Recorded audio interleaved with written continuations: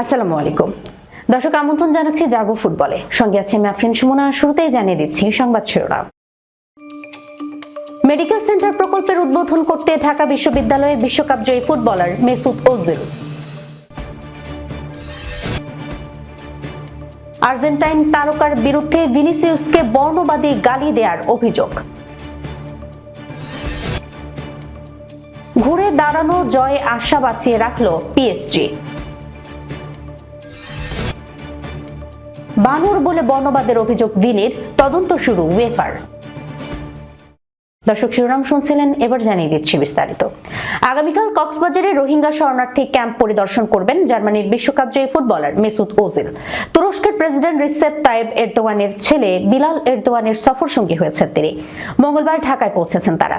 শরণার্থী ত্রাণ ও প্রত্যাবাসন কমিশনারের কার্যালয় এবং তুর্কি সহযোগিতা ও সমন্বয় সংস্থা টিকা যৌথভাবে এই সফরের আয়োজন করেছে। আয়োজকদের তথ্য অনুযায়ী সফরের অংশ হিসেবে প্রতিনিধি দলটি রোহিঙ্গা শরণার্থীদের সঙ্গে আগামীকাল প্রথম রমজানের ইফতারে অংশ নেবেন এবং ক্যাম্পের ভেতরের আবাসন, শিক্ষা ও অন্যান্য গুরুত্বপূর্ণ স্থাপনা ঘুরে দেখবেন।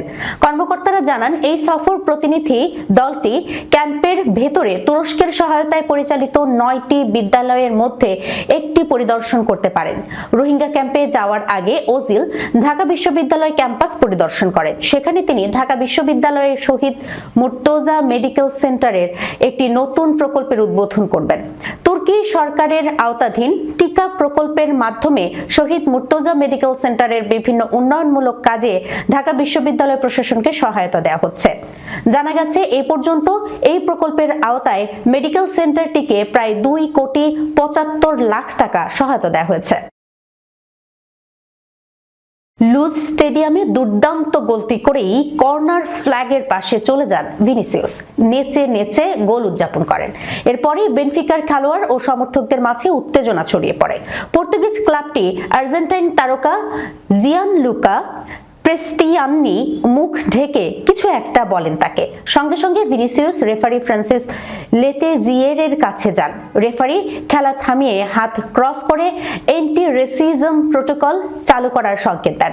টিভি ফুটেজে দেখা যায়, ভিনিসিয়াস রেফারিকে জানান তাকে মোনো অর্থাৎ বানর বলে গালি দেওয়া হয়েছে। ম্যাচের পর মাদ্রিদের কোচ আলভারো আরবেলোয়া বলেন, বেনফিকা খেলোয়াড় কি বলেছে সেটা তাকে জিজ্ঞেস করতে হবে। ভিনিসিয়াস যা বলেছে তা বিশ্বাস না করার কোনো কারণ আমার নেই। পরে ভিনিসিয়াস সামাজিক মাধ্যমে লেখেন, বর্ণবাদীরা কাপুরুষ যারা মুখ ঢেকে কথা বলে। ভিনি সতীর্থ কিলিয়ান এমবাপ্পেও দাবি করেন প্রেস্তিয়ান্নি ওই শব্দটি 5 বার ব্যবহার করেছেন। ভিনিসিয়াসের বর্ণবাদী গালির শিকার হওয়ার দাবির প্রেক্ষিতে পাল্টা প্রশ্ন তুলে সমালোচনার মুখে পড়েছেন বেনফিকার কোচ জোসে মারিনিও।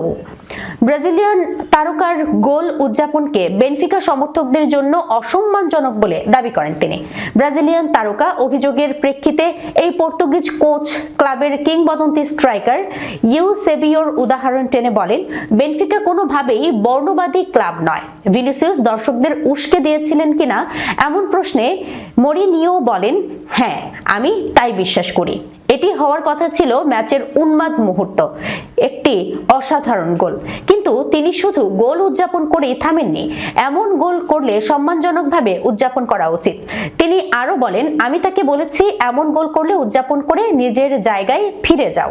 যখন সে বর্ণবাদ নিয়ে তর্ক করছিল, আমি বলেছি এই ক্লাবের ইতিহাসের সবচেয়ে বড় ব্যক্তিত্ব ছিলেন কৃষ্ণাঙ্গ।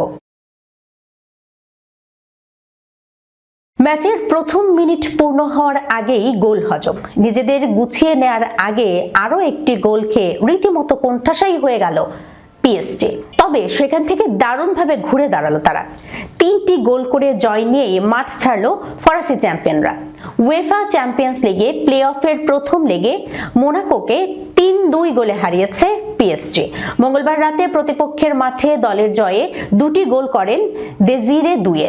অন্য গোল আসে আশরাফ হাকিমির পা থেকে।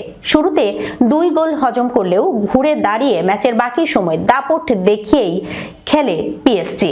প্রায় 73% সময়ে তাদের নিয়ন্ত্রণে ছিল বল। গোলের জন্য মোট 29টি শট করে লুইস এনরিকের শিষ্যরা, এর মধ্যে 12টি ছিল লক্ষ্য বরাবর। তবে ম্যাচের 55 সেকেন্ডে প্রথম গোল হজম করে পিএসজি। কিছু বুঝে ওঠার আগেই পিএসজির ভুলে বল পেয়ে তাদের জাল কাঁপিয়ে দেন ফেলারিন বালাগুন। 18তম মিনিটে ফেলারিনের দ্বিতীয় গোলে চাপে পড়ে যায় পিএসজি। এর কিছুক্ষণ পর পায়ের চোটে মাঠ ছেড়ে যান ওসমান দেমবেলে। তার বদলি হিসেবে নেমে 2 মিনিটের মধ্যে ম্যাচের 29 মিনিটে এক গোল শোধ করেন দেজিরে দুয়ে। পরে 41 মিনিটে হাকিমির গোলে সমতা ফেরায় ফরাসি জায়ান্টরা। ম্যাচের দ্বিতীয়ার্ধে শুরুতে লাল কার্ড দেখে মাঠ ছাড়েন আলেক্সান্দ্রো গোলোভিন। 10 জনের দল নিয়ে আর পিএসজির সঙ্গে লড়াইয়ে কুলিয়ে উঠতে পারেনি মোনাকো।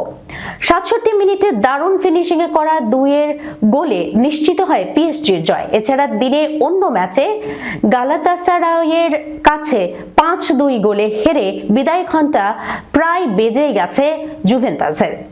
আগামী বুধবার রাতে দ্বিতীয় লেগের ম্যাচে মুখোমুখি হবে তারা।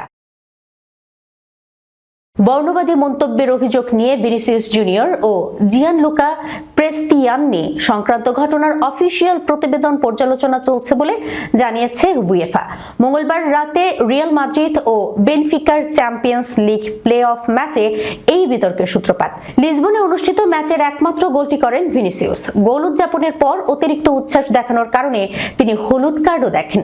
খেলা পুনরায় শুরু হওয়ার আগে ভিনিসিয়াস দৌড়ে গিয়ে রেফারিকে জানান প্রতিপক্ষ খেলোয়াড় প্রেস্তিয়ান্নি তাকে বর্ণবাদী মন্তব্য করেছেন। তখন ম্যাচ রেফারি ফ্রাসোয়া লেতেক্স দিয়ে উয়েফার বর্ণবাদ বিরোধী প্রোটোকল চালু করেন এবং প্রায় 10 মিনিট খেলা বন্ধ থাকে। রিয়ালের ফরওয়ার্ড কিলিয়ান এমবাপ্পে দাবি করেন তিনি প্রেস্তিয়ান্নিকে একটি বর্ণবাদী শব্দ ব্যবহার করতে শুনেছেন।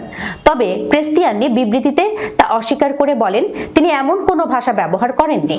ঘটনার পর উয়েফা এক বিবৃতিতে জানায় গত রাতের ম্যাচগুলোর অফিসিয়াল প্রতিবেদন বর্তমানে পর্যালোচনা করা হচ্ছে। যেখানে অভিযোগ পাওয়া যায় সেখানে শৃঙ্খলাজনিত কার্যক্রম শুরু করা হয়। শাস্তিমূলক সিদ্ধান্ত হলে তা উয়েফার ডিসিপ্লিনারি ওয়েবসাইটে প্রকাশ করা হবে। সংস্থাটি আরো জানায় এই মুহূর্তে বিষয়টি নিয়ে অতিরিক্ত কোনো তথ্য বা মন্তব্য দেওয়ার অবস্থায় তারা নেই।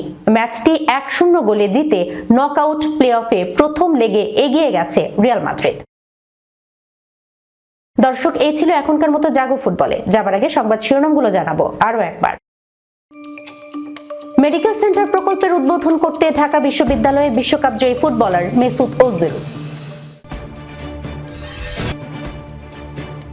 আর্জেন্টাইন তারকার বিরুদ্ধে ভিনিসিয়াসকে বর্ণবাদী গালি দেওয়ার অভিযোগ। ঘুরে দাঁড়ানো জয়ে আশা বাঁচিয়ে রাখল পিএসজি। বানর বলে বর্ণবাদের অভিযোগ ভিনির, তদন্ত শুরু উয়েফার। এখনকার মতো এই পর্যন্তই। এতক্ষণ পর্যন্ত যারা সঙ্গে ছিলেন সবাইকে ধন্যবাদ। আল্লাহ হাফেজ।